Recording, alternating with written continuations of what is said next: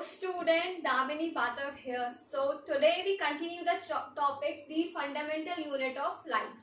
Okay, मैंने यहाँ पर इसलिए लिखा है, आई नो कि लाइट की वजह से ये एरिया दिख नहीं रहा होगा, तो मैंने इस एरिया में चैप्टर का नाम लिखा है. So it is not important, ताकि कुछ इम्पोर्टेंट मैं लिखूँ और वहाँ चले जाऊँ, दिखेगा नहीं, इसलिए. ठीक है. सो हमारा लास्ट टॉपिक है आज का इस चैप्टर का ये, और इसमें हम दो चीजें कवर करने वाले हैं, एक माइटोकॉन्ड्रिया और दूसरा अपना टाइप्स ऑफ प्लास्टिड्स. ओके, सबसे पहले हम शुरू करते हैं माइटोकॉन्ड्रिया, और इस चैप्टर के बाद हम न्यू चैप्टर को शुरू करेंगे. लास्ट लेक्चर है इस टॉपिक का. So we continue. Okay, mitochondria it is also a cell, because chapter ही सेल के ऊपर है पूरा. ठीक है, तो फर्स्ट टॉपिक है आज का माइटोकॉन्ड्रिया. अब हम पहले बात करते हैं माइटोकॉन्ड्रिया के कंपोजिशन की. सबसे पहले मैं बता दूं कि देखो, माइटो का मतलब होता है यहाँ पर thread. Okay, what is the meaning of mito. यहाँ पे माइटो का मतलब होता है थ्रेड. 1 सेकेंड. हाँ, यहाँ माइटो का मतलब होता है थ्रेड, और कॉन्ड्रिया का मतलब होता है ग्रैन्यूल. यहाँ हम आगे बात करेंगे कि थ्रेड और ग्रैन्यूल से क्यों कहा गया है, क्यों इसका नाम माइटोकॉन्ड्रिया रखा गया है. ठीक है, सबसे पहले मैं इसकी कंपोजिशन की बात कर लेती हूँ कि what is the composition of mitochondria. तो आपको पता चल गया कि इसका अगर थ्रेड ग्रैन्यूल बोला है, इसका मतलब स्ट्रक्चर जो होगा माइटोकॉन्ड्रिया का वो किस टाइप का होगा, थ्रेड लाइक या थोड़ा जिगजैग, या हम आगे डिस्कस करते हैं उसका स्ट्रक्चर. पर यहाँ पे हम इसकी कंपोजिशन की बात करते हैं पहले कि what is the composition of mitochondria. Okay, तो first of all we have to talk about composition. तो यहाँ पे माइटोकॉन्ड्रिया का कंपोजिशन मतलब है कि protein, lipid, DNA and RNA. इसकी कंपोजिशन में क्या क्या चीजें आ जाती हैं, प्रोटीन, ठीक है, लिपिड, आरएनए भी आ जाता है और डीएनए भी आ जाता है. ठीक है, आरएनए भी आ जाता है और डीएनए भी आ जाता है. It is important. नाउ हम बात करते हैं, और हाँ, एक चीज मैं आपको बता दूं, अगर इसमें डीएनए है, ठीक है, तो ड्यू टू डीएनए, और इसमें एक और चीज होती है राइबोसोम्स, जो हम इससे पहले पढ़ चुके हैं, राइबोसोम्स भी इसमें प्रेजेंट होता है. तो राइबोसोम्स और डीएनए की वजह से इसे कहते हैं सेल्फ रिप्लिकेटिंग ऑर्गन. मतलब क्यों इसे ऐसा कहा जाता है, देखो, राइबोसोम्स जो होते हैं वो क्या करते हैं, कन्वर्ट करते हैं डीएनए को, किसमें कन्वर्ट करते हैं, convert into protein. Okay, protein में कन्वर्ट करते हैं. लेकिन अगर हम बाकी सेल ऑर्गेनेल या बाकी पार्ट्स की बात करें सेल की, तो उसके फंक्शन में जब राइबोसोम्स डीएनए को प्रोटीन में कन्वर्ट करता है, तो उससे किससे परमिशन लेनी होती है, न्यूक्लियर से. मतलब न्यूक्लियर को हम क्या कहते हैं, ब्रेन ऑफ सेल. तो हर सिग्नल किसके थ्रू आता है, न्यूक्लियर के थ्रू. बट इन माइटोकॉन्ड्रिया इधर राइबोसोम भी है, डीएनए भी है, तो ये न्यूक्लियर की परमिशन नहीं लेता, न्यूक्लियर से सिग्नल नहीं लेता. ये क्या करता है, डायरेक्टली राइबोसोम डीएनए को किसमें कन्वर्ट कर देता है, प्रोटीन में कन्वर्ट कर देता है, जिसकी वजह से इसे हम क्या कहते हैं, सेल्फ रिप्लिकेटिंग ऑर्गेनेल. ओके, ये it is important because exam में आ सकता है कि सेल्फ रिप्लिकेटिंग किसे कहते हैं, सेल्फ रिप्लिकेटिंग ऑर्गेनेल, और क्यों कहते हैं. तो फर्स्ट किसे कहते हैं, इट इज माइटोकॉन्ड्रिया. क्यों कहते हैं, because it contain ribosomes and DNA both. So ribosomes converted DNA into protein by itself without any help of nuclear or taking permission of nuclear. Okay, so this is important. मैं लिखवा देती हूँ कि it contain DNA and ribosomes. It contain DNA and ribosomes. Because of presence of DNA and ribosomes, It is called what? Self-replicating organelle. Okay, so इसका reason समझ में आया कि क्यों इसे सेल्फ रिप्लिकेटिंग ऑर्गेनेल कहते हैं. Because it contain directly DNA to protein. Ribosomes directly converted DNA to protein without any permission, without any signal of nuclear. Okay, I hope you understand what I am saying. And discuss topic mitochondria. यहाँ पर हमने बात करी उसकी composition की और इसका एक हमने बताया कि हम इसे और क्या कहते हैं. अब हम इसके थोड़े स्ट्रक्चर की बात कर लेते हैं कि माइटोकॉन्ड्रिया का स्ट्रक्चर कैसा होता है. ठीक है, तो सबसे पहले हम इसका स्ट्रक्चर को देख लेते हैं कि माइटोकॉन्ड्रिया है क्या, दिखता कैसे है, इसे थ्रेड ग्रैन्यूल क्यों कहा गया है. तो सबसे पहले हम देखते हैं कि जो माइटोकॉन्ड्रिया होता है वो इस टाइप का होता है, समथिंग लाइक दैट. और इसमें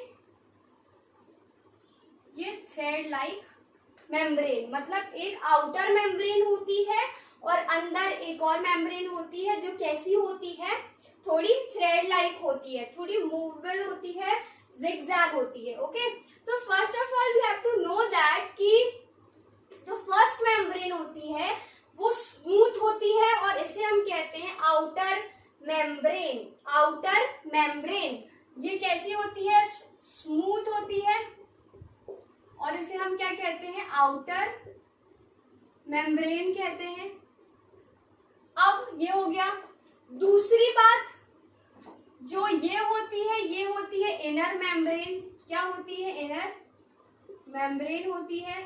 ठीक है, दूसरी बात हो गई. अब हाँ, इसके अंदर जो होता है ना, ये तो स्पेस हो गई.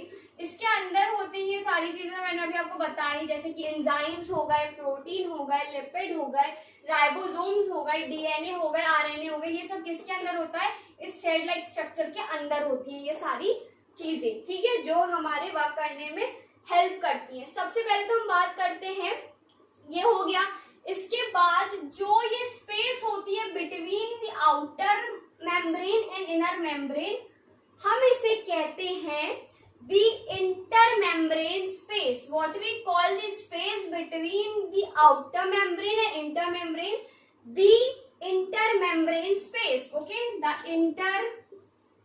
intermembrane space. I hope you understand what I am saying. और इस आपको टॉपिक से, इस स्ट्रक्चर से आपको समझ में आएगा कि कैसा होता है, क्या क्या चीजें इसमें प्रेजेंट है और इसे हम थ्रेड ग्रैन्युलर क्यों कहते हैं. I hope you understand, because इसका जो स्ट्रक्चर होता है वो थ्रेड लाइक होता है. ठीक है, अब हम बात करते हैं, ये हो गया इसके स्ट्रक्चर की बात. अब इसके अंदर के, जैसे अब ये होगी बात मेम्ब्रेन, अंदर वाली ऊपर वाली मेम्ब्रेन, उन दोनों के बीच की स्पेस जो अंदर होता है, जहां पर सारे एंजाइम्स, लिपिड, प्रोटीन, एसिड्स, दी आरएनए, डीएनए जहां पे होते हैं, मतलब थ्रेड वाले स्ट्रक्चर के अंदर, इस पार्ट को हम कहते हैं matrix. What we call matrix. Okay, तो यहाँ पर इसका स्ट्रक्चर होता है खत्म. आप स्ट्रक्चर देख सकते हैं, इसका स्क्रीनशॉट ले सकते हैं या इसे बना सकते हैं. चलिए, तो यहाँ पे इसका स्ट्रक्चर खत्म हुआ. अब हम बात करते हैं इसके फंक्शन की, विच इज मोस्ट इम्पॉर्टेंट. कि हमें तो पता है कि चलो माइटोकॉन्ड्रिया क्या होता है, क्या कंपोजिशन है, स्ट्रक्चर है. अब हम उसके फंक्शंस की बात करते हैं जो एग्जाम में क्या होता है, पूछे जाते हैं. ठीक है, यहाँ मुझे एग्जाम से याद आई कि जो माइटोकॉन्ड्रिया है उन्हें डिस्कवर किया था कॉलिकर नाम के साइंटिस्ट ने 1880 में. ओके, ये आपको याद करना है, हो सकता है एमसीक्यू में आए, इम्पोर्टेंट है. And you have to know that कि हु डिस्कवर माइटोकॉन्ड्रिया, किसने बताया था माइटोकॉन्ड्रिया. ये तो वो थे कॉलिकर, जिन्होंने 1880 में क्या किया था, माइटोकॉन्ड्रिया को क्या किया था, डिस्कवर किया था. चलिए, तो हम इसके फंक्शन पे आते हैं. हम मैं रब कर रही हूँ.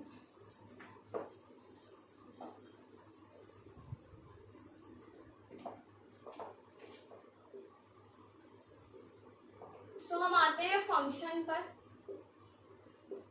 ओके, तो सबसे पहला फंक्शन इसका है माइटोकॉन्ड्रिया का, ये इन्वॉल्व होता है सेल्यूलर रेस्पिरेशन में। किसमें इन्वॉल्व होता है माइटोकॉन्ड्रिया? सेल्यूलर रेस्पिरेशन में। It involve in cellular respiration. Okay, cellular respiration में क्या होता है? इन्वॉल्व होता है। अब सेल्यूलर रेस्पिरेशन क्या होता है? देखो, जब फूड जो होता है वो ब्रेक डाउन होता है सिंपल सब्सटेंस में, और क्या स्टोर करता है? एनर्जी, और रिलीज करता है and energy released in the form of ATP. ATP के फॉर्म में क्या करता है? रिलीज करता है। उसे हम कहते हैं सेल्यूलर रेस्पिरेशन। मतलब जो कॉम्प्लिकेटेड फूड होता है, फूड को सिंपलर सब्सटेंस में ब्रेक डाउन करता है, और सबसे एंड स्टोर्ड एनर्जी, स्टोर्ड करता है एनर्जी को इन the form of what? ATP के फॉर्म में क्या करता है? स्टोर करता है एनर्जी को। ओके, यहाँ पे आपको समझ में आ गया व्हाट इज सेल्यूलर रेस्पिरेशन। तो माइटोकॉन्ड्रिया क्या होता है? वो सेल्यूलर रेस्पिरेशन में इन्वॉल्व होता है। दूसरी बात, जो एनर्जी वो स्टोर्ड करता है in the form of ATP, उससे वो क्या करता है? This energy cell used for substance, मतलब जो वेरियस एक्टिविटीज होती है सेल के अंदर, जो वेरियस एक्टिविटीज होती है उसमें इस एनर्जी को वो क्या करता है? यूज करता है। मतलब सेलुलर रेस्पिरेशन में the energy will release, energy will stored in the form of what? In the form of, किसके फॉर्म में? एटीपी के फॉर्म में। And third is this energy is used for various activities, के उस पे use करता है कौन? ये एक्टिविटीज के फॉर्म में एनर्जी को यूज करता है और इसे स्टोर करके रखता है, और जब एक्टिविटीज होती है वेरियस उसमें क्या करता है? Use. That is why the mitochondria is also called the power house of the cell. तो यहाँ पे मोस्ट इंपॉर्टेंट पॉइंट है कि because of it involved in cellular respiration, the energy is stored and this energy is used in various activity of the cell. So this energy, मतलब कोई भी काम हो, whatever the work, whatever the functions, when this energy is used for some work, some various function, so क्या हो रहा है कि जरूरत पड़ने पे उसकी एनर्जी स्टोर करके वो काम कर रहा है। इसी वजह से that is why the mitochondria is known for the power house of the cell. Okay, तो यहाँ पर ये इम्पोर्टेंट है और ये कई बार एग्जाम में आया है, एग्जाम पर्पस के से इम्पोर्टेंट है कि power house of the cell किस ऑर्गेनेल को बोलते हैं? तो आंसर होगा माइटोकॉन्ड्रिया।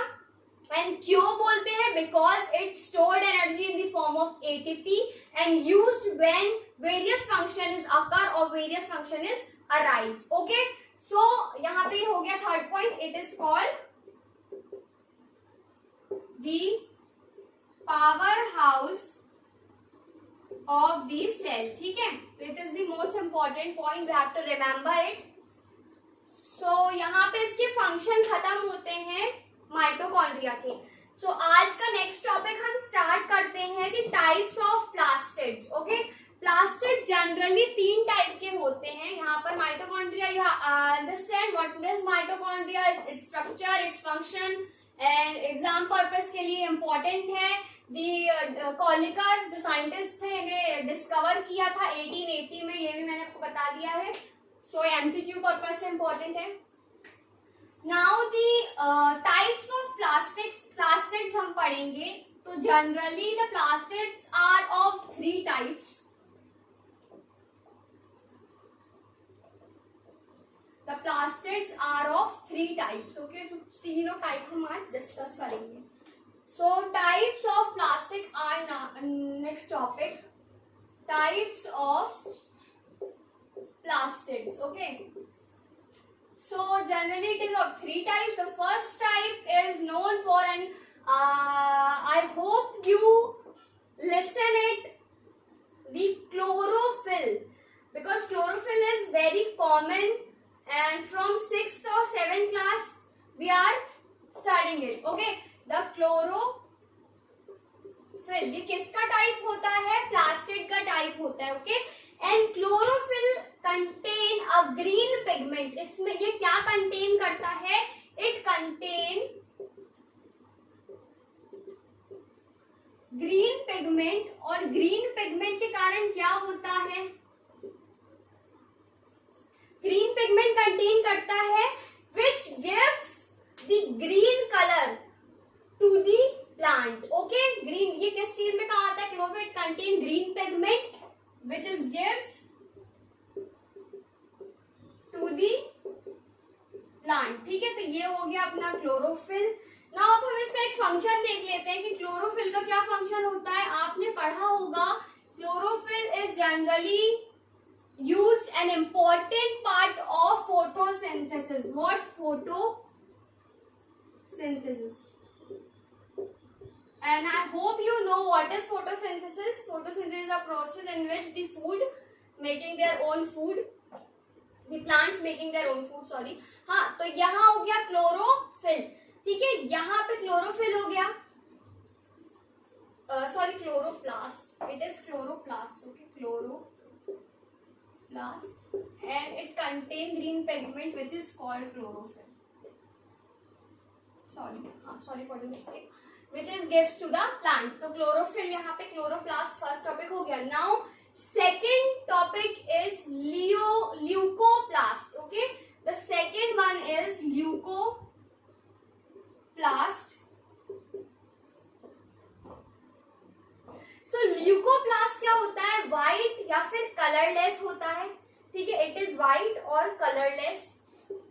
इट इज व्हाइट और कलरलेस. जनरली आपको मिलेगा इन स्टार्च, ऑयल एंड प्रोटीन में. एग्जांपल देख लेते हैं. Starch, oil and protein. ठीक है, और इसका फंक्शन है कि इट स्टोर्स मटेरियल. मतलब ये स्टार्च, ऑयल और प्रोटीन को क्या करता है? स्टोर करता है. ल्यूकोप्लास्ट क्या करता है? स्टार्च, ऑयल और प्रोटीन जैसे सब्सटेंस को क्या करता है? स्टोर. तो इसका फंक्शन होगा it stores various items like oil, protein and starch. ठीक है, तो लास्ट हम इसका पढ़ते हैं. लास्ट होता है क्रोमोप्लास्ट. व्हाट? क्रोमोप्लास्ट. इसका थर्ड होता है leucoplast, chloroplast and chromoplast is last one. In chloroplast ये कलर्ड होता है. ये क्या होता है? कलर्ड प्लास्टिड्स होता है विच इज कलर्ड प्लास्टिड्स होता है. ठीक है, और इसका फंक्शन होता है it impact colour to fruits and flowers. Okay, it imparts a color in fruits and flower. So यहाँ पर हमने पढ़ा plastids, type of plastids and 3 type of plastids. ठीक है, तो हम लास्ट टॉपिक आज का करते हैं वैक्यूल्स. ठीक है, छोटा सा है, या आप स्क्रीनशॉट ले लीजिए जल्दी से. हाँ, तो आज का टॉपिक हम पढ़ते हैं वैक्यूल्स.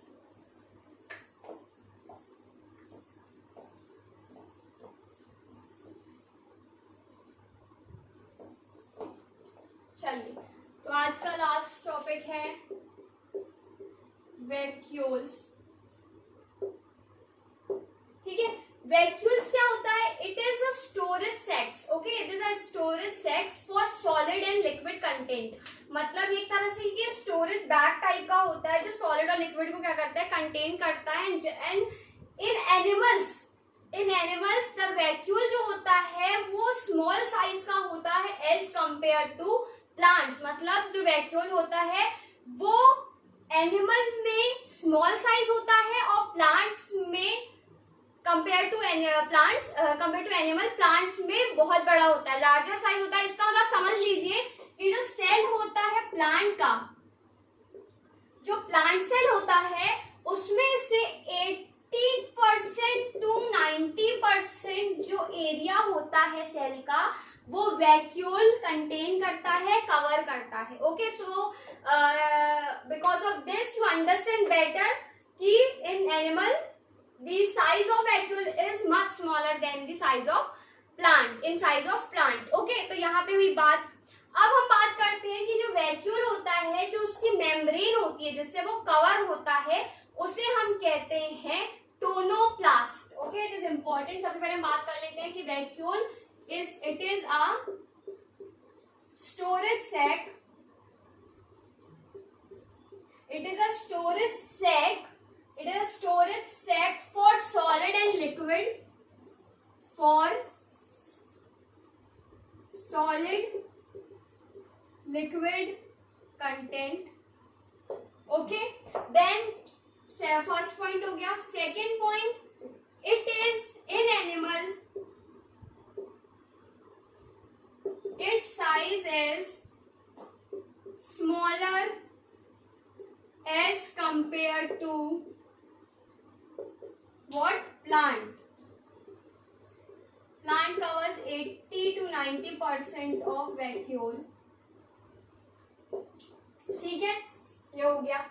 इसके बाद the membrane which is bounded the vacuole, membrane को क्या कहते हैं? Tonoplast. Tonoplast is the membrane which bounded the vacuoles. Okay, now हम इसके फंक्शन देख लेते हैं। ये तो बात हुई कि वैक्यूल क्या होता है।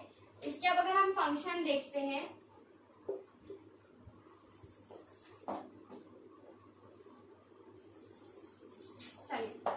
इसके फंक्शन देख लेते हैं। तो इट इज अ रिजिड, मतलब ये प्रोवाइड करता है रिजिडिटी टू दी वैक्यूम, मतलब सेल क्या करता है, सेल को क्या प्रोवाइड करता है? रिजिडिटी। तो सबसे पहला पॉइंट होगा इसका प्रोवाइड रिजिडिटी। ठीक है, सबसे पहला पॉइंट हो गया प्रोवाइड रिजिडिटी। देन सेकेंड इसका होगा stored material like organic acid, protein and etcetera. Okay, it's stored क्या? Material, it's stored material like organic acid etcetera.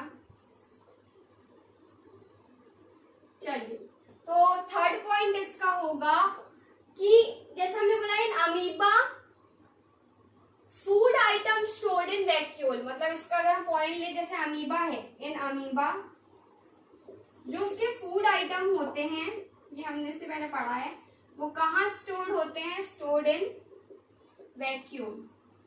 Okay, तो फूड आइटम कहाँ स्टोर्ड होते हैं? वैक्यूल में स्टोर्ड होते हैं। इसका लास्ट पॉइंट है, इंपॉर्टेंट पॉइंट है कि इसका इंपॉर्टेंट रोल होता है वैक्यूल का सेल में एक्सेस वाटर और वेस्ट वाटर को बाहर करना, एक्सेस वाटर को लेना और वेस्ट वाटर को बाहर करना। The important role is transport of water in excess or waste. So it is very important point. So I hope you understand what is vacuole, what is plastids and what is mitochondria. So आज हम ये topic को यहाँ पर finish कर रहे हैं, खत्म हो गया है और नेक्स्ट टॉपिक लेकर हम जल्दी आएंगे। तो thank you so much and like, subscribe and share.